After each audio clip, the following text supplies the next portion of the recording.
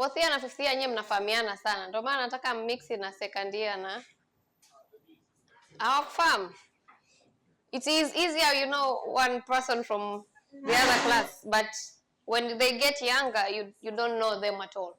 So, the first thing we are going to speak about is the title.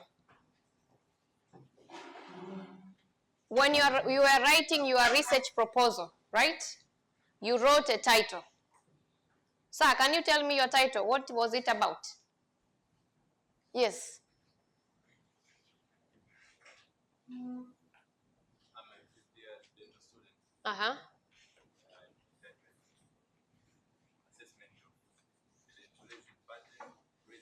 Sorry, you have very big words in dental, so I'm just going to pick the ones that I can manage. You said assessment of?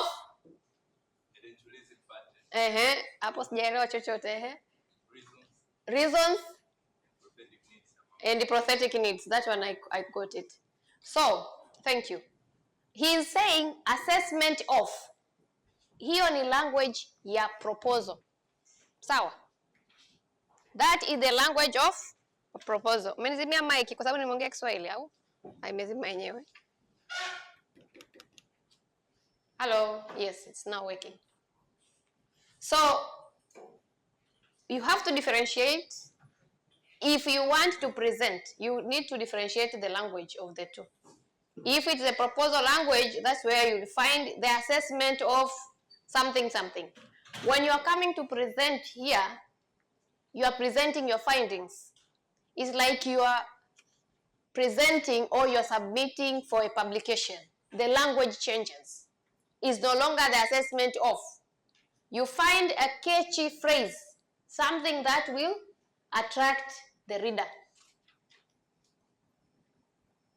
So that particular title you said, it is a mouthful with these difficult words. Now, if it is technical and you are writing for a technical audience, you can keep the words as they are. But if you want it for popular science or popular distribution, everyone to be able to understand, you find a terminology that people will understand. So, I'm giving you an example of a research that was assessing the relationship between smartphone use, sleep quality, and academic performance. This is a made-up example. So, the first thing you should have in mind when you're writing your title, make sure that it is clear. It should be specific. Don't make it too general. Has to be relevant and within a word range. So I'm going to show you a bit more on this. So we have that one, smartphone use, sleep quality, and academic performance. Oh my God, this is too sensitive.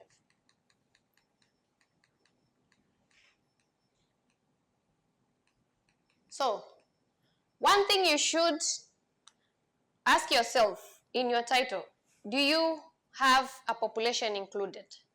So what is your population? Population. Katu, you don't need to stand.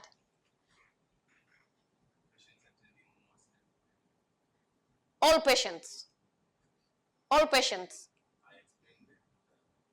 Are they pediatric patient or just any patient?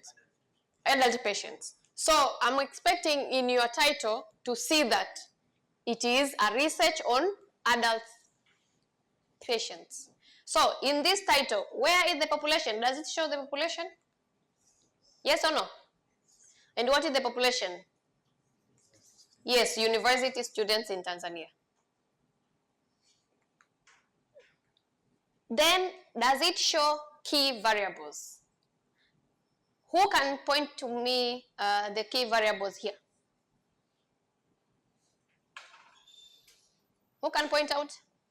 Fifth year, ndo nawatafuta nyie, sio karibia mnakuwa madaktari. Academic performance, number 2. Number 2. Madam MC, number 2. Smartphone use. Number 3. Sleep quality. Sleep quality. So those are the key variables in this particular study. It should be between 15 to 20 words. If you can manage less than 15, good. But do not put a very long title until people get lost at what you're trying to say. Huwa napata shida sana na kazi mkiandika kwa kawaida. Si mimi pia tunawafundisha. Si ndio?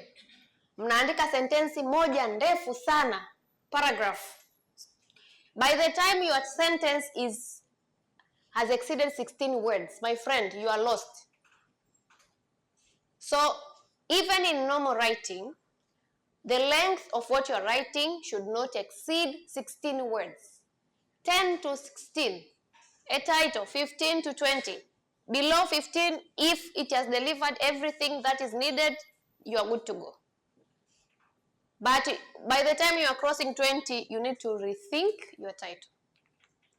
Should be clear, simple. If somebody reads here, do you understand what this, do you have any idea when you read at this title? Do you get any idea what this research will be about? Does it give you an idea? Yes, so make sure that whatever you're going to write as the title is clear and simple. Objectives. We will see later in a few slides on objectives. So, you need to ask yourself, the title I am presenting here, will it be reflected in our objective? So there are two things. Before, when you're writing your proposal, before the objectives, what did you write? For those who have written their dissertations, you're calling them the electives. What do you write before the objectives? Eh? You wrote what? Research questions, right? Which are very close to the objective. And when you are doing research, the entry point, most of the time, it is research question. That is where you start writing your research. Ukianza kuandika research, usianze kuandika title huku juu. Usianze kuandika background. You start at the heart of the research. Research questions, and then research objectives. Then you expand upwards and then downwards. Okay? And then it should be neutral. It should be neutral. It should not display results. Do you see any results here? Does it show you what smartphone use has done on academic performance? Yes or no? No, it doesn't. So it is a neutral statement. So when you are crafting your title, make sure that it is neutral. Unless you find that there is something catchy about your findings, that if you put it there, it is going to add value to the reader. Then you can put your results. So the second part, after the title, so if you are going to present research category, this is the outline I was given. So I'm sure when they will be marking you on these categories. Background is the second part. On the background, you describe what is known, what is missing, and why is your study important. Why does your study matter? Now, on the background, add the general context. Global, regional, local. Add the key, make sure that their key concepts appear. Existing evidence, research gap, and justification. Let me expand this. This is an example of the background. 1 minute. Someone to read for me? Yes, give her the mic.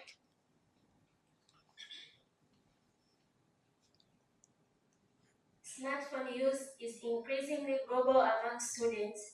Many students use phones late at night. Sasa usisome kwa haraka. Hebu rudia sentensi ya kwanza, umesemaje? Smartphone use is increasingly global among students. Soma lile neno pale. It's increasing where? Robbery among students.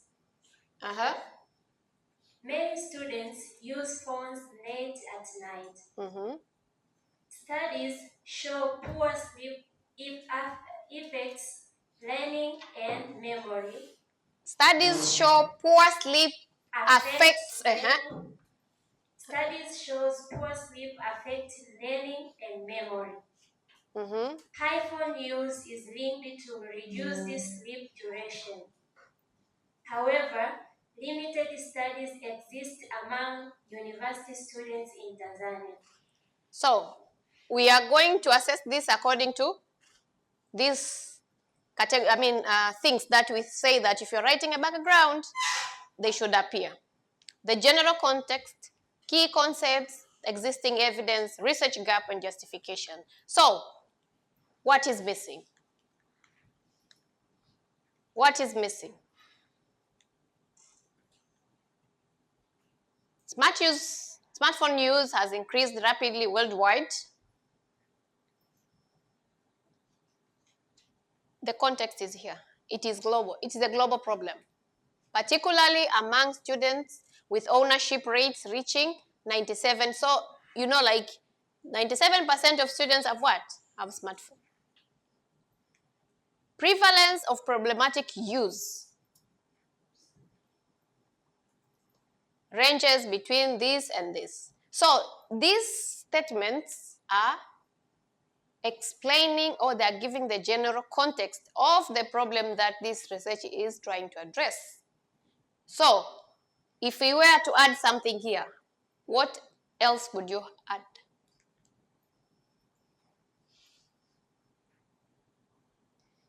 What else can we add here?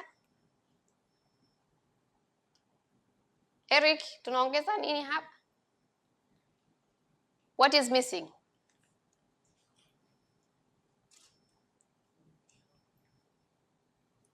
If you read here, there is global, regional, and local context, right?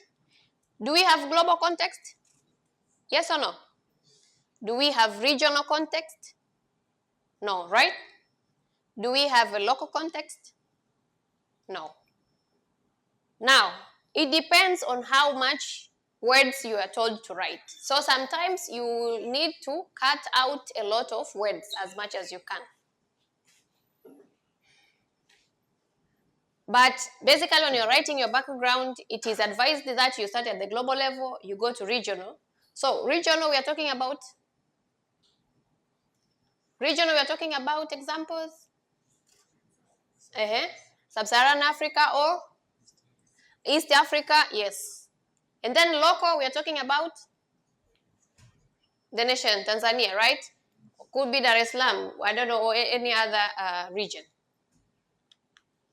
So, key concepts.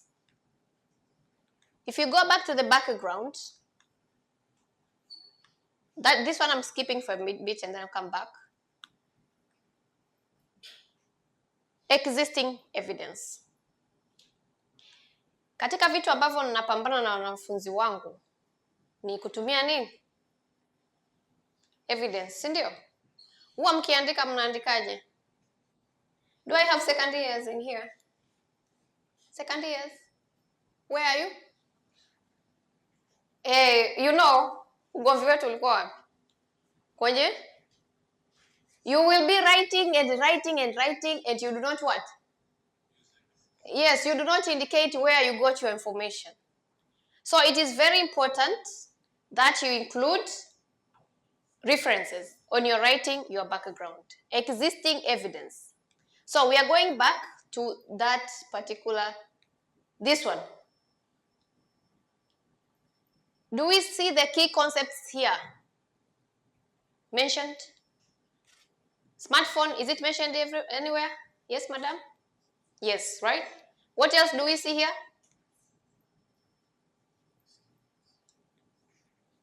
Poor sleep. What else? Performance. Academic performance. So, somehow, if you write like this, you are somewhere close. But the major problem you see here, there was no what? This slide was lacking what? References. So when you are preparing your presentation, make sure that when you come to the background, there is what? There is reference. And there is different ways you can write references. But for the sake of presentations, you use this style here. And there is a mistake here in this statement. The way you insert your references. Hapa nimefanya kosa gani? Nimeweka nukta alafu ndo nikaweka nini? Reference, right? It should be the reference first and then sasa mmesha faulu. Nasubiria mniambie wangapi mtakuwa mnafungana wote, si ndio? Next, when are you doing the event?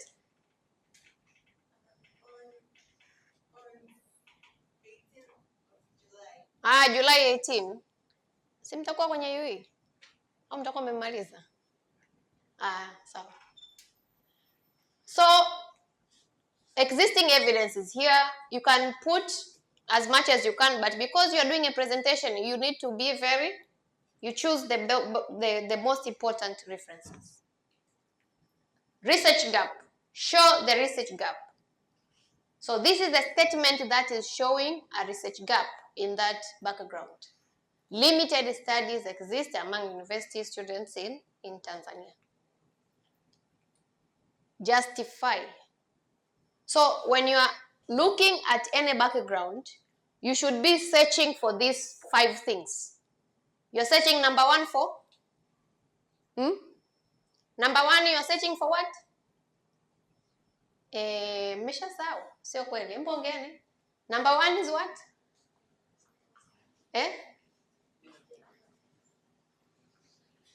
Mbona wote mna madaftari hapo mniambie?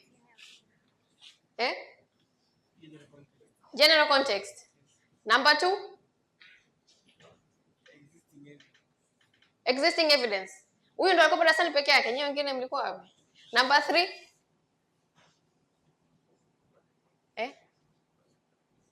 What? Number 3? Do not travel out of the class. I want you all here. Number 3 is what? Key concepts. Number 4? Number 4? Now you will all come back. Number 4? Sir, number 4?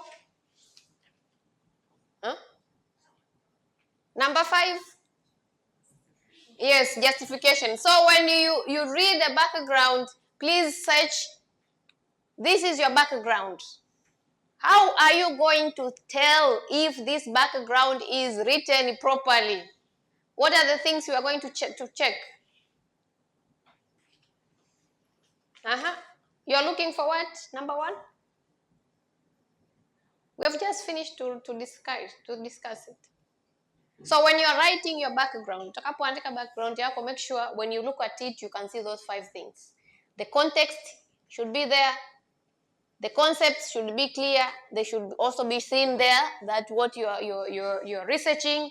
And number 3 is what? Evidence, research gap, and justification. Why are you doing that research? So, let's go to the problem statement. This is a very sensitive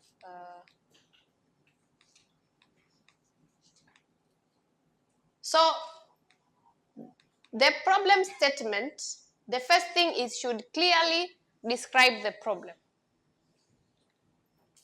Number 2, no, something is wrong with. Sasa inakuwa hainisaidii. It's becoming very, very sensitive.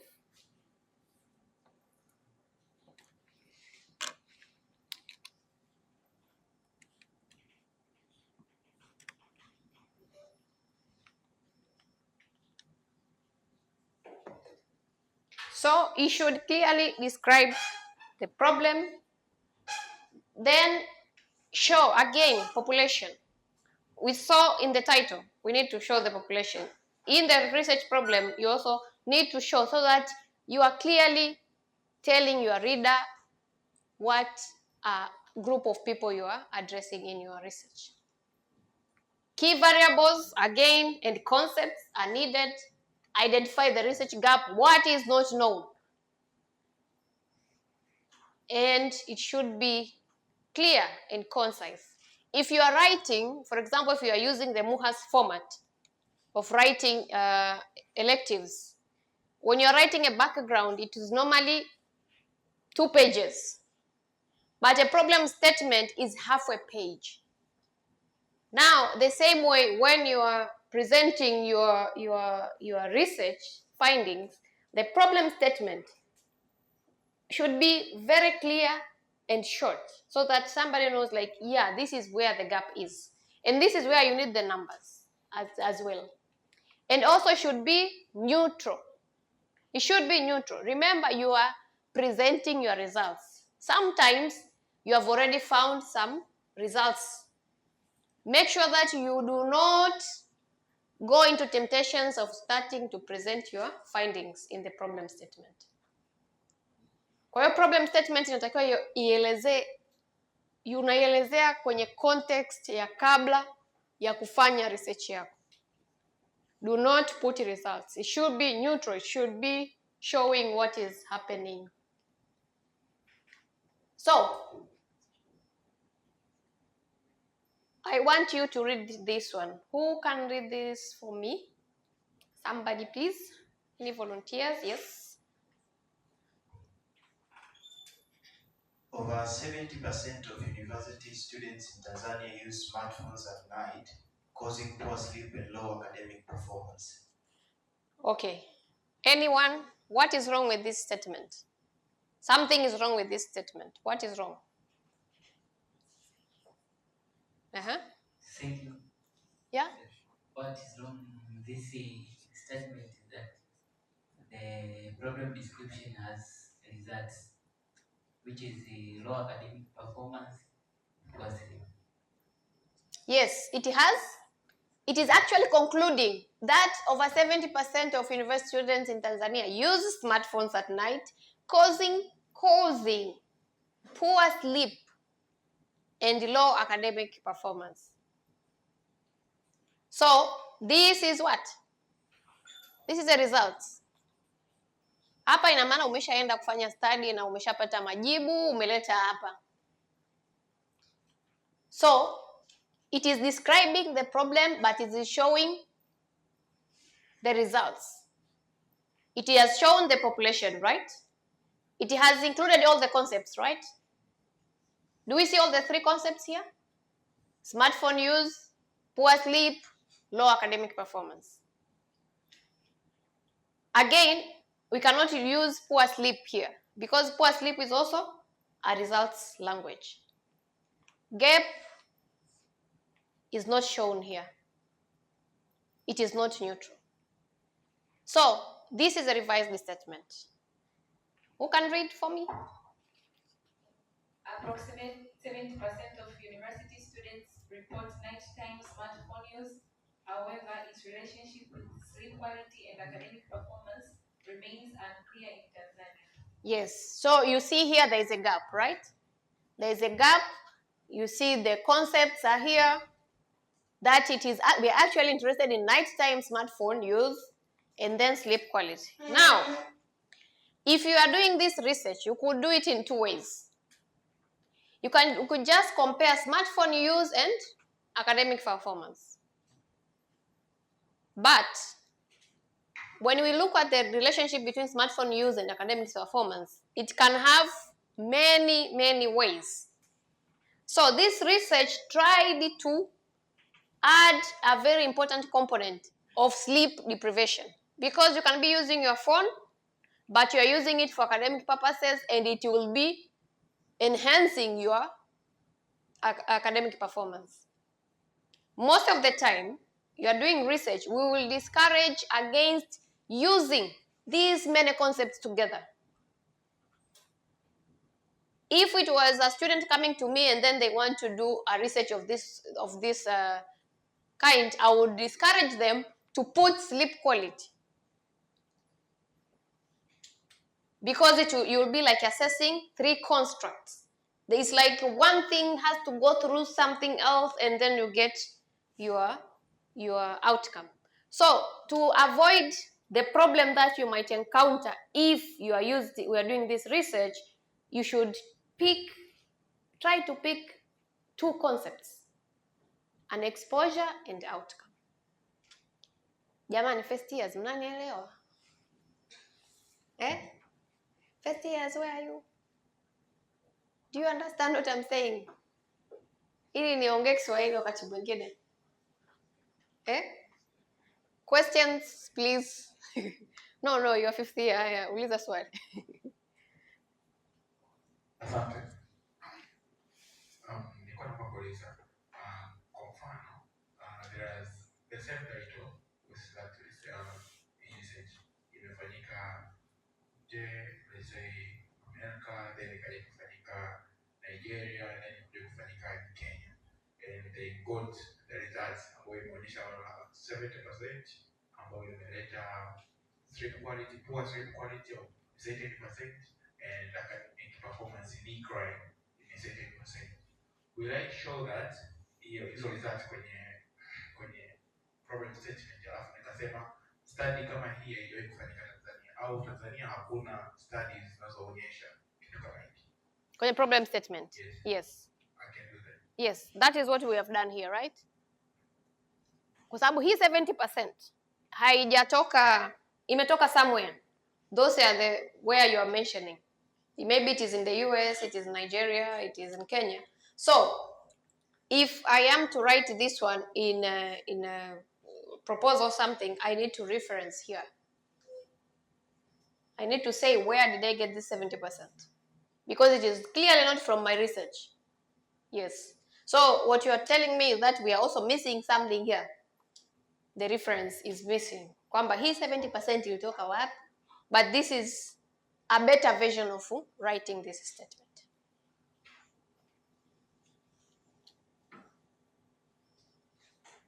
Sawa, umeelewa? Namuuliza huyo mbele yako. Naitwa nani? Umeelewa? Au bado sana? Sio elewa. Ndo unaanza research, unaelewa kila mwaka, unaelewa kidogo. Si ndio? Nyinyi hamjasoma kabisa research first years bado. Si ndio? First years hamsomi kabisa. Right? You start studying. You do epidemiology, right? No, second year. So okay. But this is where you start. By the time you reach second year, you are better. You have heard some terminologies. So, a detailed statement. This is if you are writing for, maybe if you are writing your elective research, then you write detailed. You can include all these things with evidences and everything. But if for the sake of this presentation, if you are going to present for Win and Learn, make sure that you pick very few statements that are key and make sure that they're describing your problem. Here it starts by saying that it is highly prevalent globally, including Tanzania. A large proportion of students report using their phone day and night. So it's like you're describing in details what is happening. Make sure that it is not a repetition of what is in the background. Kuna muda ukizisoma unahisi kama vile mbona kama zinaendelea vitu kile kile. No, the language changes and the depth of description of the problem also changes. Evidence from survey shows that 70% engage in nighttime. So before we were talking about sleep, poor sleep and what, but here you are actually narrowing down on nighttime smartphone use. So with the problem, it's like you are expanding what you have from the background. So I will give you slides so you can read about how you can expand your own problems. But for the sake of the presentation, I'm sure you will be limited. Make sure that you have very few, like 3 statements that are hitting on the most important concepts. So The third part is on the objectives. Objectives, yes.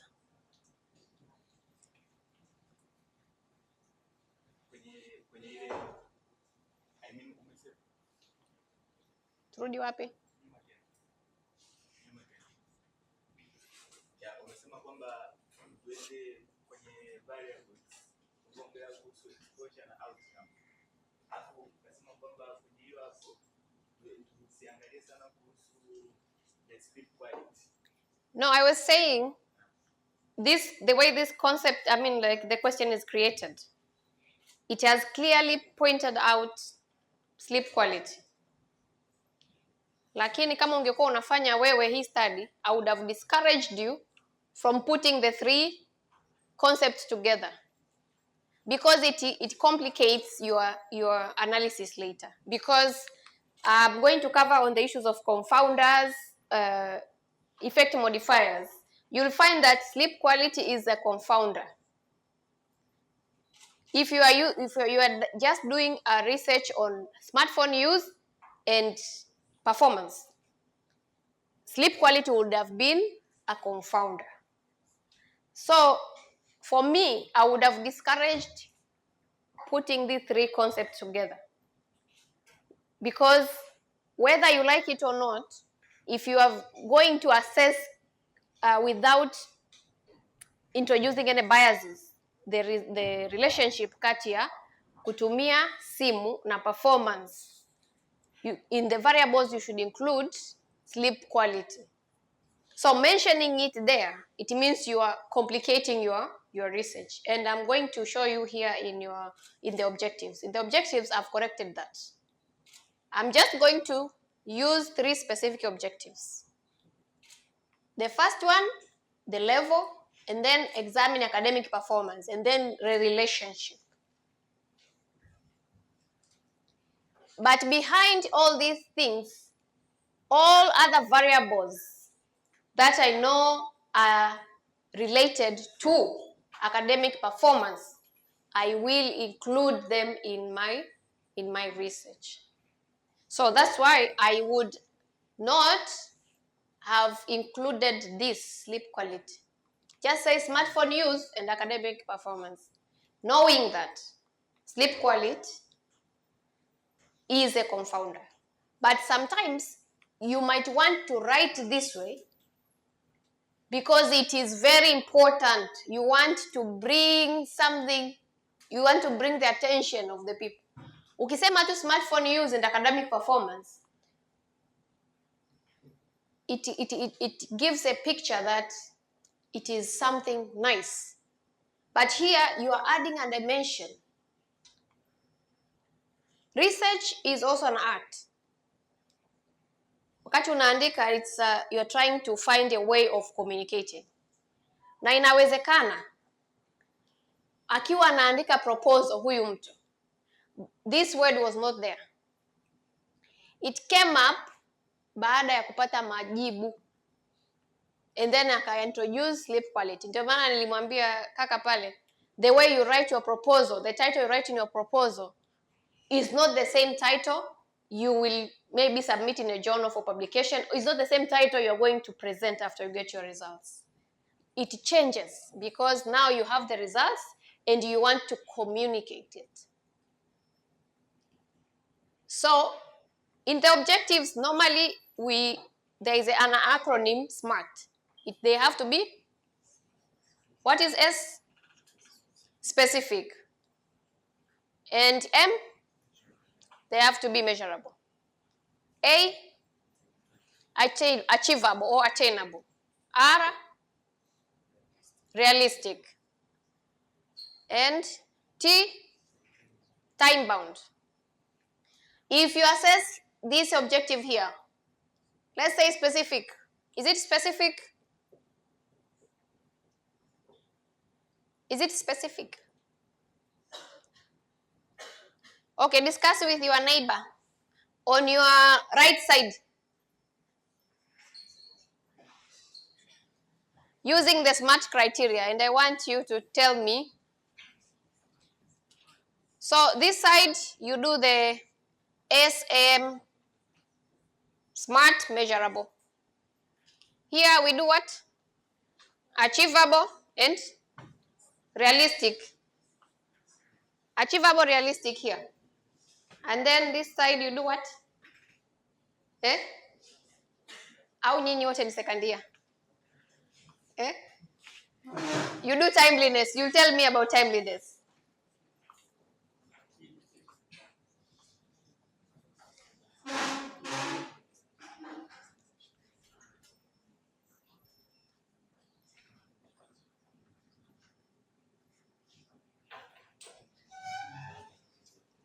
Mmebakiza dakika ngapi? Bado? 40 minutes left, eh? Haya, ngoja tujaribu tumalize. Okay, specific, measurable, mmepata nini? Yes. Upande wa S na M, specificity tunaangalia one of the research issues, especially in case kwamba they are exposed to smartphone use may bring the outcome whether it is low or high academic performance. In case of measurable M, tunaangalia the quantity or duration of the time use of the smartphones or sleep time might affect the academic performance, whether increasing or decreasing. So it is measurable and it is specific. Okay, so it says like smartphone use, right? Yes, thank you. Any other observation? Yes. I think it is measurable. Sababu it is specific sababu imezungumzia smartphone use yani imeenda specific kwa vitu ambavyo vinataka inaangalia relationship. It's not measurable kwa sababu utajuaje sleep quality na hiyo sleep quality tunatumia criteria gani kuipima. Pia na smartphone use yani unatumiaje kujua uhusiano wa hivi vitu viwili. Sababu tunaweza akachelewa kulala lakini sio anatumia smartphone. I think it is specific but not measurable. Good. Yes. What did you come up with? In my side, it's specific with the objective. It's going direct to see university students in Tanzania. So it is specified population which you want to measure effects of those things. But also it's measurable because it's trying to see the academic performance, which finally we can quantify if it's high performance or low performance. Yeah. Yes, so you can measure academic performance easily, right? But as I said, when you write your objective, you need to ask yourself, when we say it is measurable, we are asking in terms of statistical point of view. Hivi hiki kitu nilichokiandika hapa, hii smartphone use, nakwenda kuipimaje? Hilo ndo swali la kujiuliza. Ninakwenda kuipimaje smartphone use? Sleep quality, ninakwenda kupimaje sleep quality? How do you know this is good quality of sleep or this is poor quality of sleep? Yes, achievable and realistic, what do you have?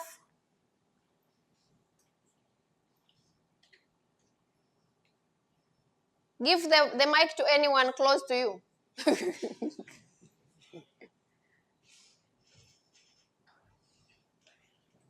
Okay, on the side of achievable, tumeangalia kwamba je, hii research inaweza kufanywa. Sasa kama hapa je, tunaweza kuangalia kweli smartphone use na sleep quality, can we do it really? Alafu kwenye masuala ya realistic, tunaangalia kwamba iko kwamba is it real kwamba hichi kitu kinaweza kikapelekea hichi kitu fulani. Is it realistic? Is it achievable? If I have 3 months, can I complete this study? Timeliness. What time? Afu wale ndo walikuwa wamechelewa kwenye nani kwa presentation.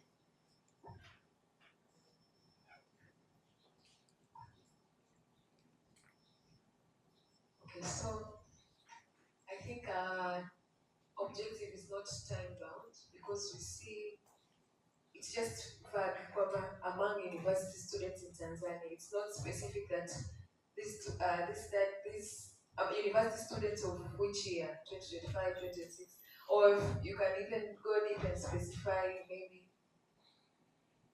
among universities, among academic performance from maybe June to December 2026, like to be specific. So I think our objective is not time bound.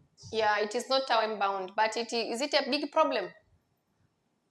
Is it a big problem in this scenario? If I just say like I'm going to assess academic performance of a university student. Yes, it's a big problem. Why?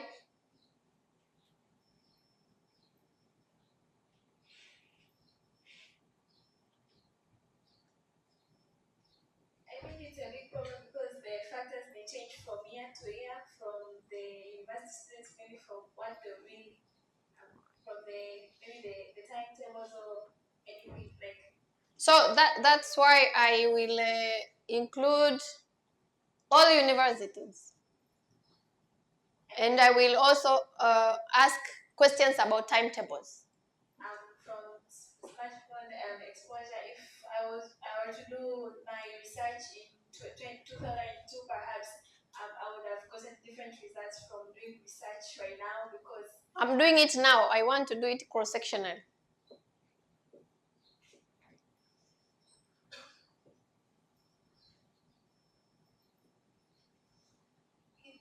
it is an issue. It is an issue. Okay.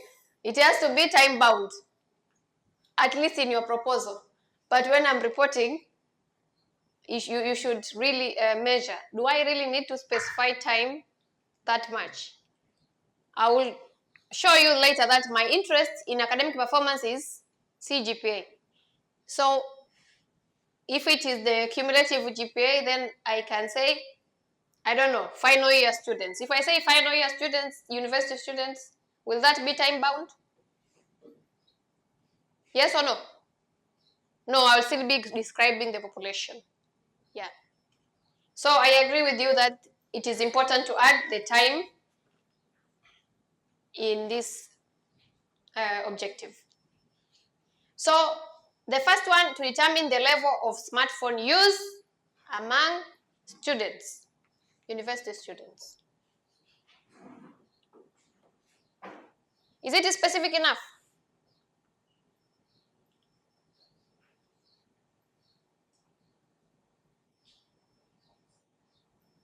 Is it measurable? It is specific, right? It is specific objective. It is level of smart use. But is it measurable? Is using the word level of smartphone use, hili neno limekaa sawa?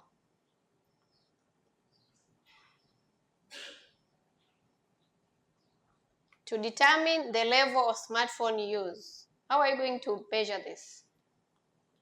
How should we measure this? Yes.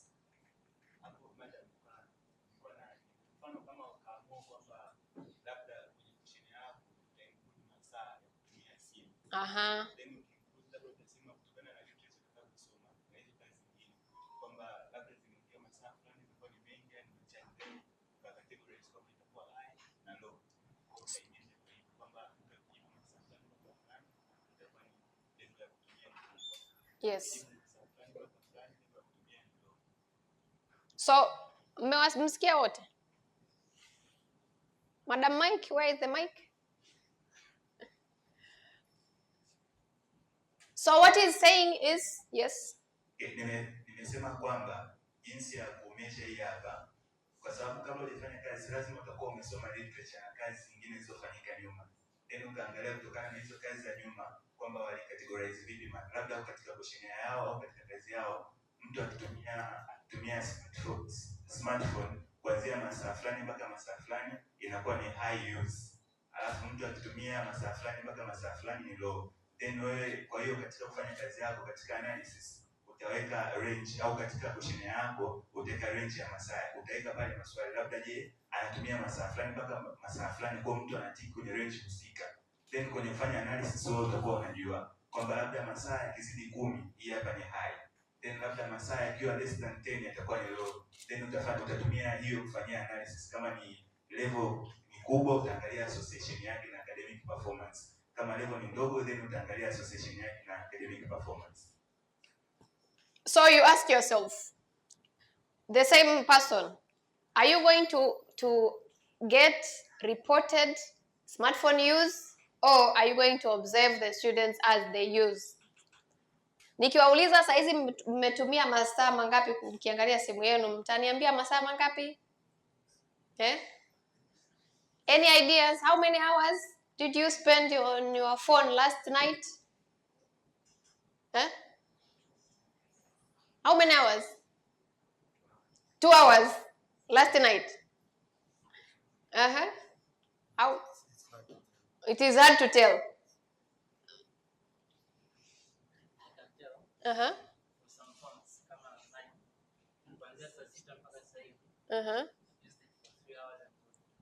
You have used it for 3 hours and 24 minutes, didn't you? But doing what? You see the problem. Doing what? Inawezekana ulikuwa una notes zako huko unasoma, si ndio? Lakini hapo nimekuwekea maneno kwenye mdomo. So you should ask yourself, the way you have written it, can it be measured? Examine academic performance. This one you can get. You just go to the divisive arc, you ask all the performance of students last year, and then you ask there. Now you can decide, are you going to do it retrospective or you're going to do it prospective? And then determine the relationship between smartphone use. Then this one is analysis combining this and objective number 1. This is an association objective. Questions?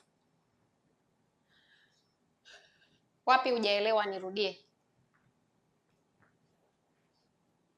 Yes. Limit. Kwa MUHAS mara nyingi tunakwambia zisipungue 3, zisizidi 5. Kwa sababu ya ule muda ambao unakuta unao kama mwanafunzi. But it depends on the type of research you are doing. For example, yule aliyesema pale research yake ya meno, inawezekana akaja na objective 1 depending on what he is doing. So it really varies, but most of the time this is from epidemiological point of view. I'm doing these 3, but if you are doing basic research, you find that sometimes you can only have 1 or 2 objectives, and then they are more than enough. So it depends on the purpose of and the scope, and that is where the achievable comes in. It means how much time do you anticipate? Then you are trying to look at your research and say, like, for this research to be realistic, how many parts should I divide it in? So this is for the sake of communication, but also for guiding you as you have a time bound. Like in 6 months, how much can I do? So, but for here, I think 3 objectives should be fine. The moment you're getting a 4th one, you should really start thinking, why do I need a 4th one? Yes. Any other concern? Should we move forward? Niendelee? Aye. So we go to the methodology. This is where you study your epidemiology and biostatistics 4. There are several designs. We have descriptive or observational. So for this kind of objectives, should we use observational or intervention? What is the difference? We are going to do observational, right? Tunawaangalia wanafunzi. If we are to use cross-sectional study here, what will we do? Cross-sectional study, unafika kwenye chuo, unakuwa na questionnaire yako, unauliza maswali. At one point, exposure and outcome at the same time. Unauliza maswali. Umetumia DHS, kuna data zipo somewhere. So you can get data. So research can start from conceptualization or you can start from the data set. Sawa?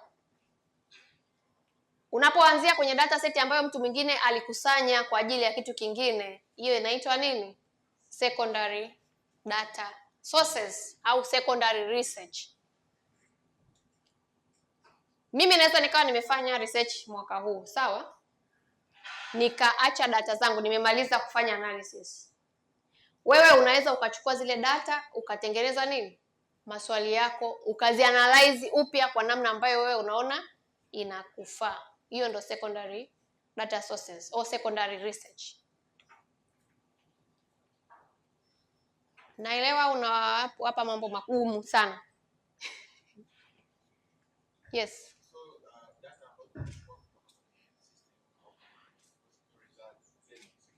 Yes. Mesikia alichouliza? Data ambazo umechukua hospitali, zile ni secondary data. Hazikukusanywa kwa ajili ya ile analysis unataka kufanya. Ilikusanywa kwa ajili nyingine. Lakini unaweza ukaitumia kwa ajili ya research yako. Yes. Kwa hizo data ambazo ni secondary, zenyewe zilifanyika zilikuwa na template yako. Leo unafanya huo wakati mwingine. Kwa wewe kwenye kuandika sio lazima kuwe template au template ile ya sasa time bound hapo itakuwa tayari unazo data, si ndio?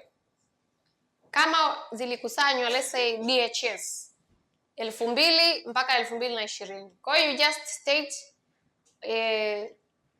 I don't know, examining the relationship between this one using DHS data collected between 2000 and 2020. So you use the time of the data. Ilikusanywa kwa muda gani?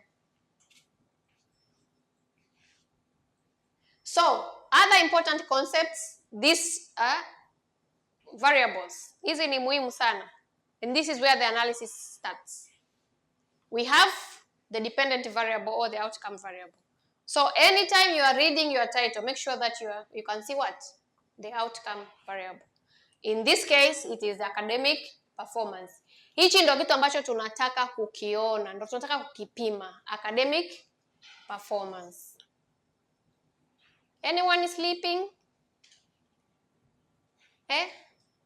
Nani amechoka? Kuna aliyechoka? Bado asubuhi? Haya, tuendelee.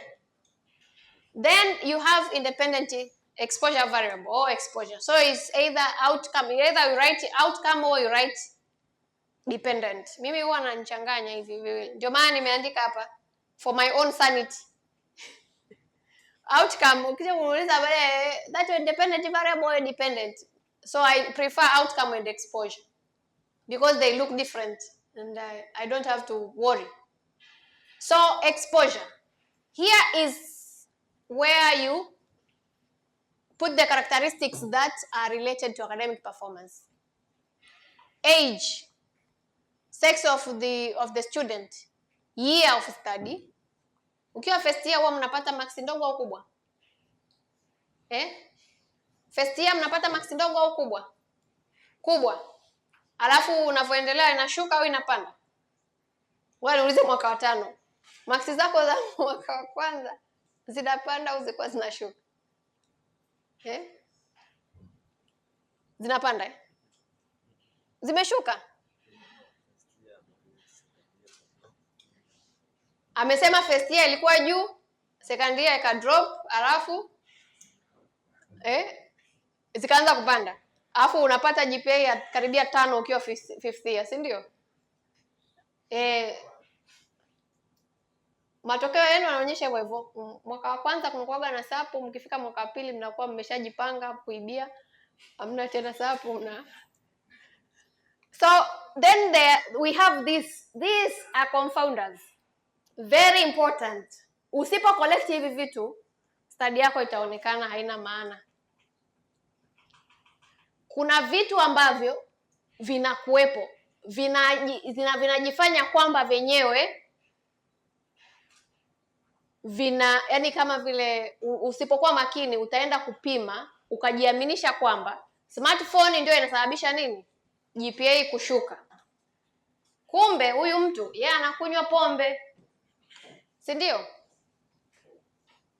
Usiku anakunywa pombe ndio inayosababisha GPA yake kufanya nini?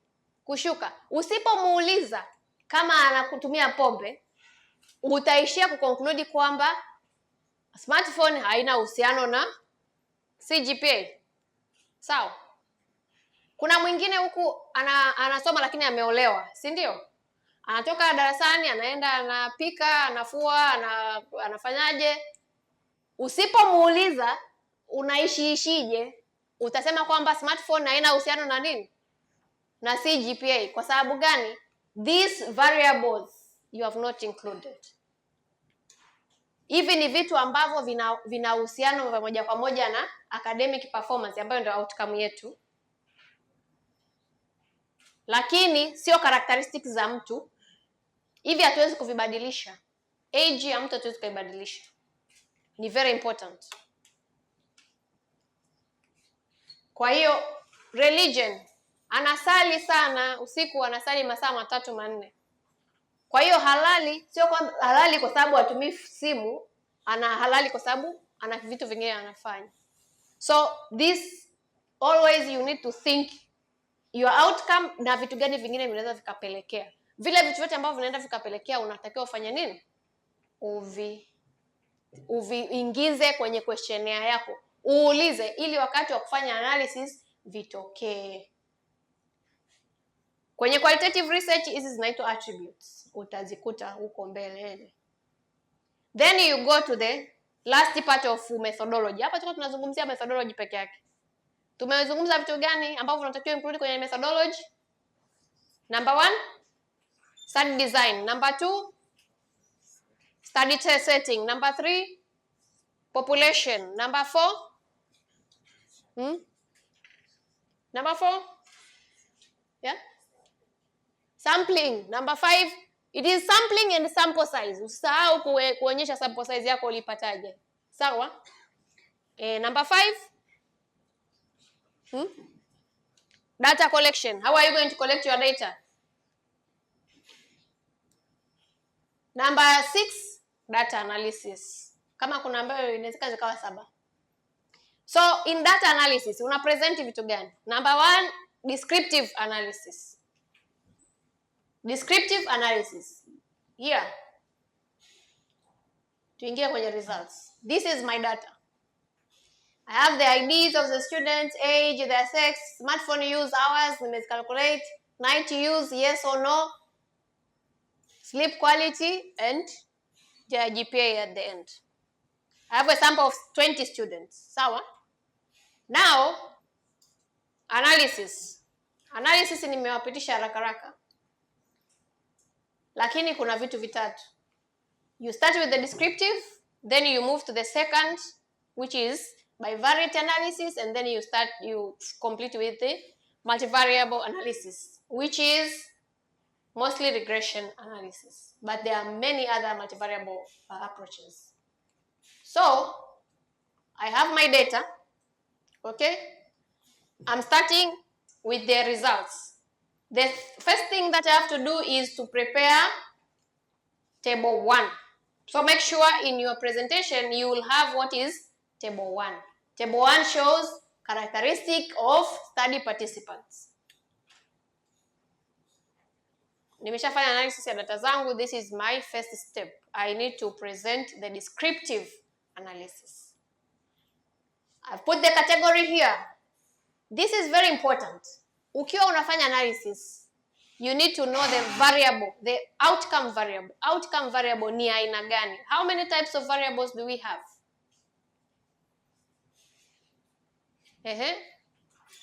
One is here, continuous. Another one is what? Second year mko wapi? Mmesoma nani au third year? Third year mko wapi? Types of variables, third year.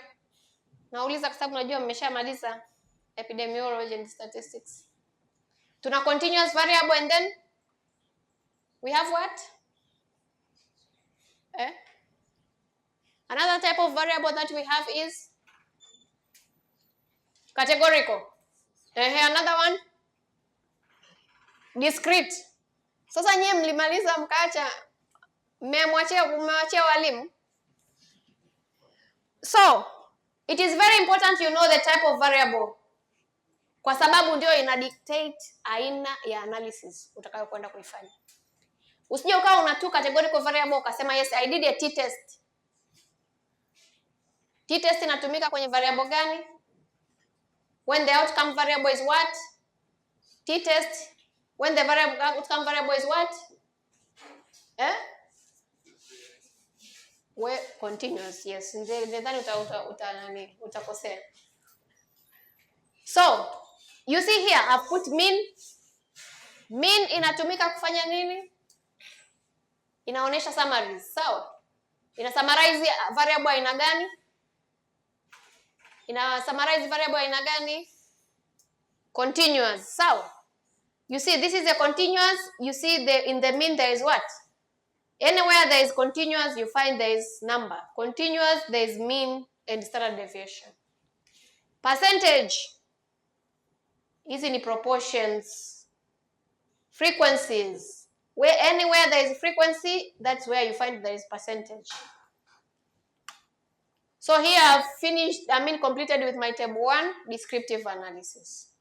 Then you go further and ask yourself, what else do I want to do? It is very important you do this one. Whether you include it in your presentation or not is up to you, but it is very important. Do you know why? Hii graph inaonyesha nini? Inaonyesha distribution ya maxes, ndio? Is it normally distributed or not? Is it normally distributed or not? Hii graph iko normally distributed or not? Mmesahau?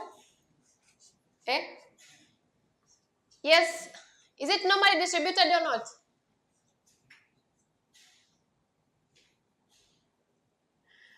Tabii tuende tukazungumze kama zile maxi mlizopata za statistics zilikuwa za kweli au tuzirudishe nyuma. Sir, is it normally distributed or not? It is normally distributed. Nani anasema normally distributed? Nyosha mkono. Now I'm allowing you to guess. Guesswork.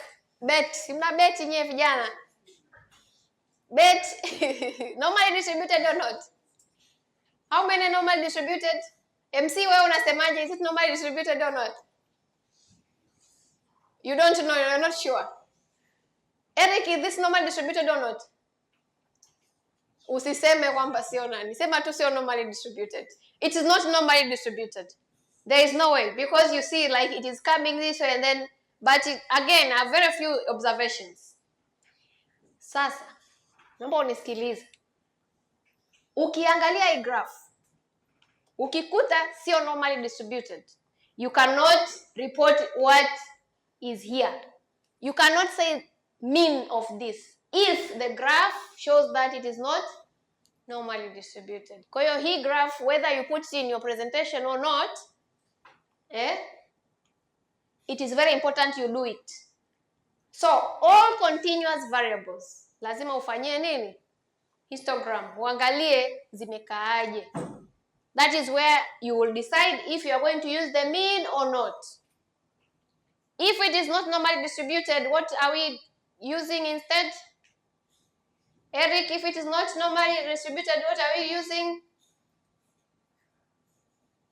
We don't use mean, we use what? Median.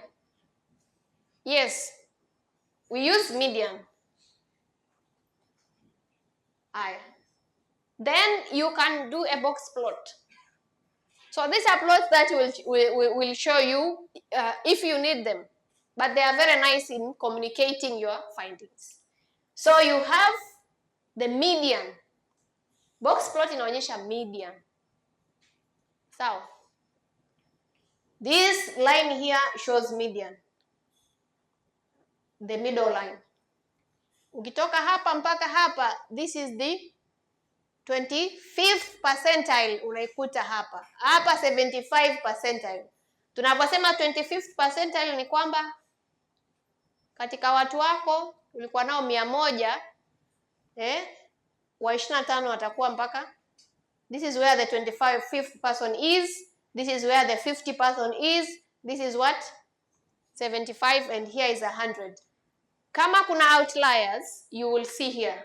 Utaona kidoti kimekuja huku, kidoti kimekuja huku, you see like these are outliers. They have either very high GPA from others or very low. Sawa? This is all descriptive. Then you can do scatter plots. Scatter plots, they show relationship between two continuous variables. Mwanzo wa kujua statistics ni kujua nini? Variables na types zake. Nimesemaje? What did I say? No what? Variables. First years, mpo hapo? Mtakapofundishwa mwakani, make sure you know the variables and what they mean, because that is where statistics analysis begins. If you do not understand continuous variable, you do not understand categorical variables, discrete, zina tabia gani? Paired, unpaired, wakati gani, right? Yes. Smartphone use hours, continuous or categorical? Continuous. Night time use, continuous or categorical? Categorical. Sleep quality, categorical. GPA? Yes. So, how many variables should I draw histograms here? How many variables need histograms before I proceed with the analysis? Ngapi? Variables ngapi hapo natakiwa nizifanyie histogram? Ya kwanza, age, right? Ya pili, smartphone use. Ya tatu, GPA. So before you continue with analysis, nakumbuka nimekuja hapa mimi nimeripoti kama mean, si ndio? Lakini tumeona ya kwanza nimepata nini? It is not normally distributed. Ili kujua kwamba graph yako ni normal distribution, you can draw a line. You can ask your statistical software to draw the line, au tumia kitu kinaitwa Shapiro test. Shapiro-Wilks test itakwambia kama distribution ni normal or not. So after you complete your descriptive analysis, you go to what is called as bivariate analysis au univariable analysis. So here you can do the t-test. Mnakumbuka t-test, or the chi-square test. Here you are trying to assess the relationship, the outcome variable and the different variables. Zina uhusiano gani? Outcome variable yetu ni nini tulisema? Outcome variable ilikuwa ni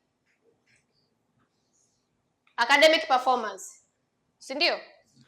Kwenye bivariate analysis tunaanza kuassess variable moja moja. Tunaanza age na academic performance. tunaangalia kuna uhusiano kati ya miaka ya kuzaliwa ulionayo mwanafunzi na GPA. Then tunaenda, je, kama huyu ni msichana au ni mvulana, kuna uhusiano wote na academic performance. Then tunaangalia year of study akiwa mwaka wa kwanza na academic performance, course na academic performance. Variable moja moja, alcohol use and academic performance, religion and academic performance. Chi-square test inaangalia, je, haya huu uhusiano ni una uzito wowote? Academic performance na age vinahusiana? Na kama vinahusiana, is it significant? You get what? A p-value, right? Now, kuna kitu kinaitwa univariable analysis. The same regression you will do, we will find this regression. I'm showing you in a minute. DMC, I'm almost done. Umeona hii nani hapa? Umeona hii formula hapa? Mnaona hii formula au it is too small? Mmeiona? Sasa kwenye univariable analysis, outcome yangu hii hapa. I am going to do this, to use this particular formula, but up to here only. Natumia intercept na hii term hapa. Hizi zingine zote zinaondoka. Sawa? Na na-assess variable moja moja. Hii inabaki constant, but hapa will be changing from smartphone to age, from smartphone to sex, from smartphone to sleep.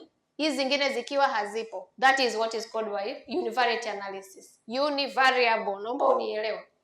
Univariable analysis. Sijaiandika hapa. Lakini it is very close to what bivariate analysis does. But with bivariate analysis unaandika hizi chi-square test, t-test. T-test inatumika kuangalia nini? Let me show here. T-test. It shows, it is testing if the differences between two groups of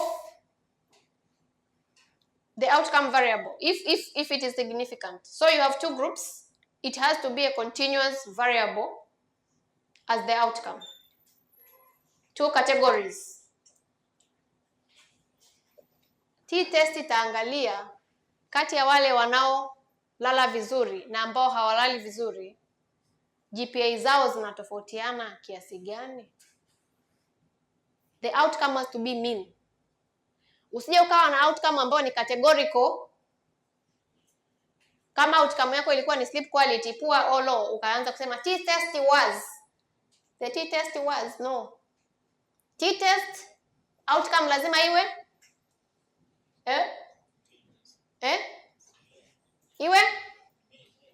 iwe outcome lazima iwe continuous, alafu iwe ni mean. Na ili outcome ili tutumie mean inabidi tuangalie nini?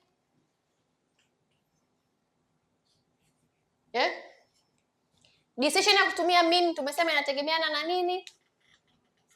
Na distribution, si ndio? You have to have normal distribution. So you have to have a continuous variable that is normally distributed for you to be able to use mean and then t-test. Sio ukajikuta una proportions and then you're reporting mean. My friend, you will be very mean. So, chi-square test inaangalia, this one you know very well. Mmeitumia mwaka 4 na 5 mnajua, si ndio? Chi-square test. Two categorical variables. It is assessing if they are related. Na ina principle yake, si ndio? Ukikuta hapa kwenye percentage, you have a count of less than what? 5. Unatumia nini? Hautumii chi-square test, unatumia nini? Inaitwaje ile test nyingine badala wa chi-square test? Inaitwaje? mbadala wa chi-square test. Inaitwa nini? You either use chi-square test or the other test. What is the name? Yeah, Fisher exact test. If the count in any of the categories, utakuwa umetengeneza categories mbili, utaangalia kama kuna any cell with less than 5 in count, utatumia Fisher exact test. You will not use chi-square test. So, is the difference significant? Tumeona wenye good sleep GPA is 3.7, our poor sleep 2.7. Is the difference significant? Tukiminus hapa tunapata a certain number. For us to know that it is significant though, tunafanya nini? We need to do what here? Which test are we going to do? Chi-square test or t-test? Chi-square, kuna nawaza chi-square test. Chi-square test or t-test? Who is saying I don't know? I am not sure. So which one? T-test or chi-square test? Sir, which one are we going to use to test the difference between these CGPAs? This are mean, 2 means. Which test are you going to use? Tunatumia nini? You are too young to understand. You will grow up. That is the good news. Yes, sir. Which test are we going to use there? Yes, in the green lime green shirt. Which test should we use here? T-test. Good. Then that will be your bivariate analysis. Kishatoka hapo unaingia kwenye nini? Multivariate analysis. Ambapo ndo itatumika hii formula. Hii ndo pale unajaza variables zako zote. Lakini katika kujaza variables zako zote unatumia majibu ya univariable analysis. Ndo ile nilikwambia kwamba ulikuwa una testi variable moja moja against the outcome. Zote zenye p value less than 0.2. P value less than 0.2 unazipeleka kwenye multivariable analysis. Unazikusanya zote pamoja. And that utapata nini? Jibu linafanana na hili hapa. When you run multiple linear regression, unapata jibu hili hapa.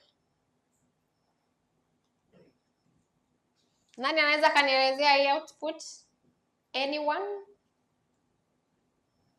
50 years? Hapa ndo mmeonyesha kwamba je, mnakaribia kuondoka.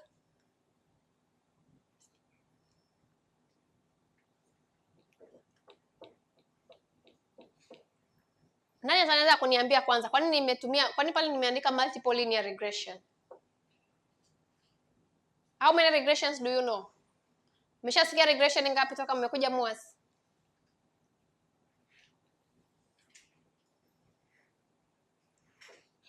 Mmesikia regression ngapi? Sasa toka umekuja MUHAS mmesikia regression ngapi? Wangapi mmeshasikia logistic regression? Nani hajawahi kusikia logistic regression? Please raise up your hand so that I start this lecture again. Only 3 people.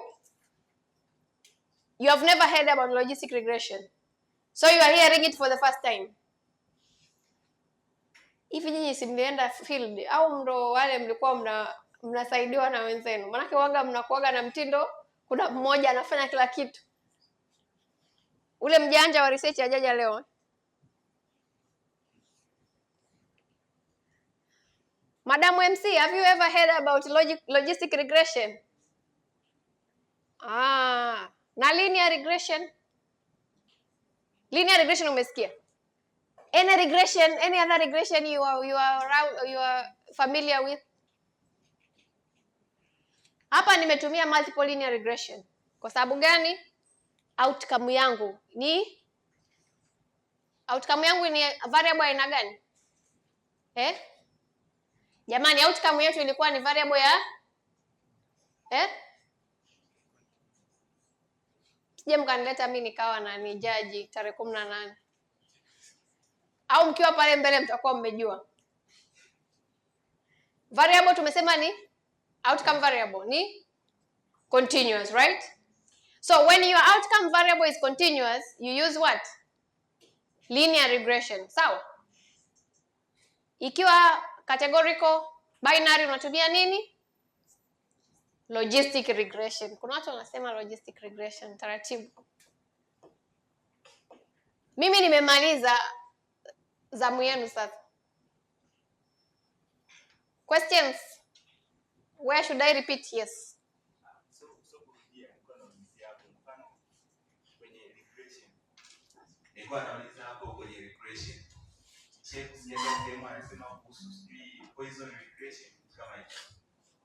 Wanasema kuhusu poison regression. Check sijaenda sasa sijajua regression gani wanafanya hiyo poison regression. Si poison regression kama hicho. Ipo poison logistic regression.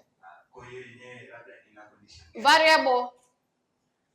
Yes, ni variable. Kwa sababu tumesema kuna categorical variables, kuna discrete variables, count variable. Count ndio inatumia nani? Poisson regression. Count variable. Yani when you remember the count variables.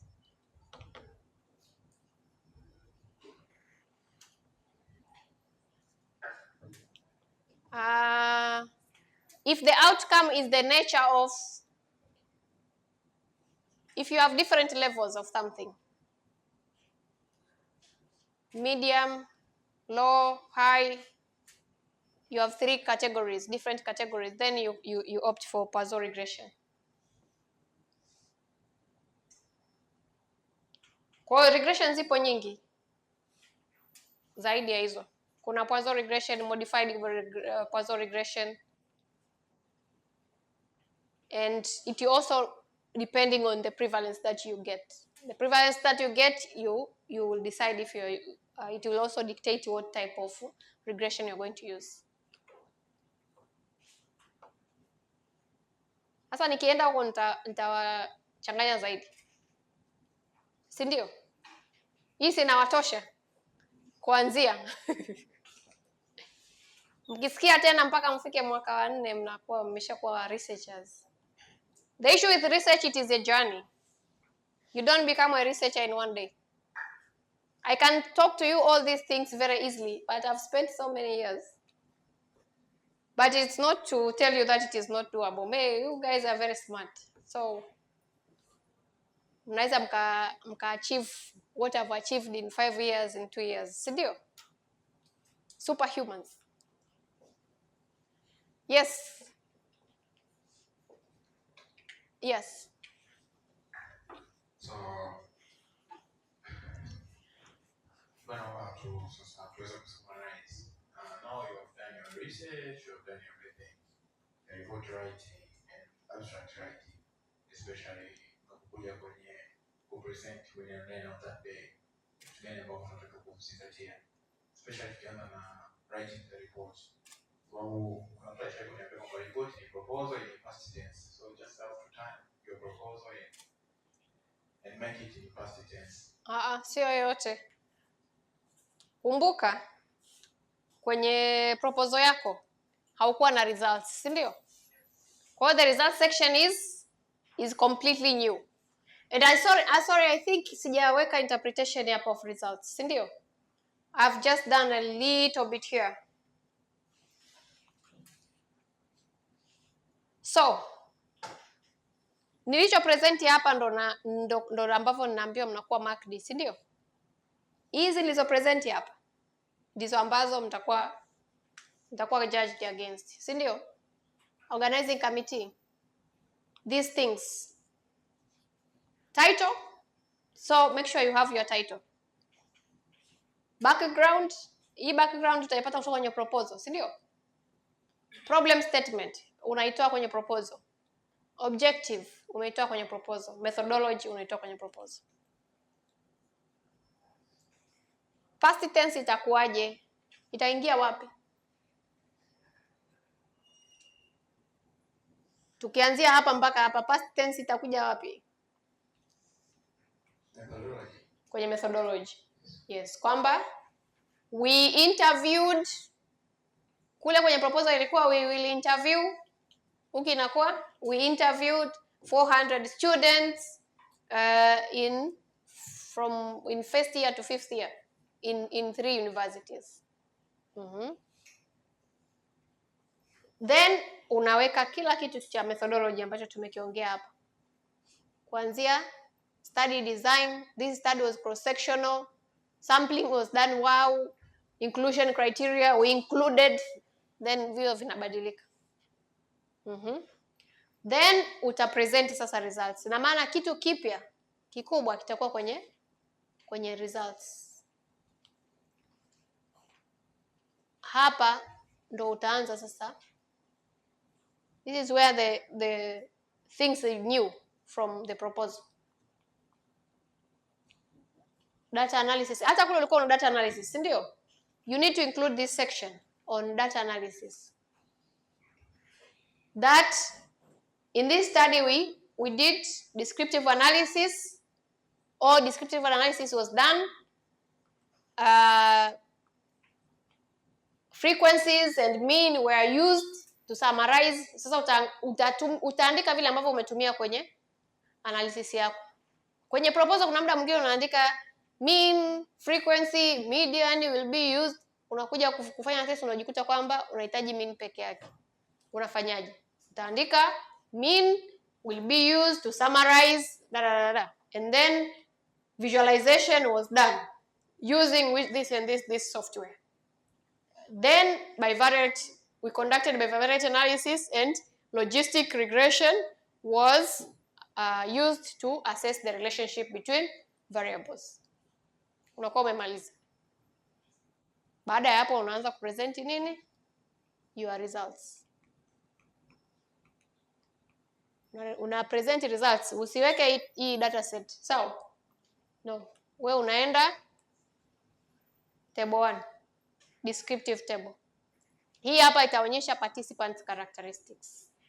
Kwa hiyo utaonyesha your participant characteristics. After that you move to bivariate analysis. Kama kuna graphs ambazo unataka kuzipresent unaziweka pia. Tuko pamoja? Nimejibu swali lako au sijajibu? Yes. Another question. Yes. Kwenye results. Let's say hii research ilikuwa. Kuna umuhimu wa kwanza kuonyesha those relationship between demographic data and our results. Kwa mfano labda uka compare na age, relationship kati ya age na performance. Unaweza ukawa na table 2. Table 2 ambapo itatokana na kile nilichokuwa nakisema hapa kwamba that is univariate analysis ambayo umechukua tu variable moja moja. Ina produce table ya kila variable. Kwa maana hiyo table ukiangalia itafanana na hii hapa, isipokuwa hizi variables zingine hazipo. Kama ulikuwa una access smart use peke yake, that means smartphone use. Ukiweka age itakuwa age peke yake. Kwa maana hiyo kuna table nyingine ambayo unatakiwa uwe nayo itakayofanana na hii hapa, lakini yenyewe itakuwa inaonyesha coefficient, variable kama ambavyo inaonekana hii hapa. Hii unachukua hizi coefficient na p value, standard error unaweza drop na variable, and then unaleta hizi ambazo ziko adjusted, kwa sababu ile ya pili na p value yake ndio inakuja kudictate variables ambazo zitaingia kwenye hii multivariable analysis. Kwa table 2 iko hapa. Kuna zingine, kwa mfano hizi chi-square test, t-test, unaweza usiziripoti kwenye table, ukaziandika tu kwenye narrative kama ni very important finding. Kwa mfano hii hapa naweza nikaiandika peke yake kwamba we found a significant difference between those students who were using phones versus those were not using phones. Hiyo nikaiweka tu kama some introductory t-test nikaireport. But then I will have a table for bivariate analysis ambayo itafanana na hii hapa, itakuwa inaonyesha coefficient na p-values ambazo katika kuitengeneza nitakuwa natengeneza variable moja moja, alafu nitachagua kutoka kwenye hizi variable moja moja variable gani itaqualify kuingia kwenye multivariable analysis. Kwa mfano kama hii ingekuwa ni zao ya ile moja moja, hii age ambayo p value yake ni 0.0545, will I include it in the multivariate analysis or not? Multivariable. Naongea abstract sana, bahati mbaya hapa hamna pa kuandika. So hii p value imepatikana baada ya kufanya multivariable, lakini hapa nyuma kwenye bivariate analysis hapa, test each independent variable against the outcome. When you are testing this independent variable against the outcome, utapata table, unatakiwa utengeneze table. Hiyo table itafanana na hii hapa, lakini tofauti na hii hapa, hii hapa imetokana na variables hizi zote zilikuwa assessed at once, all of them were pulled together. Ndio tofauti hii na hii table iliyotangulia ya bivariate.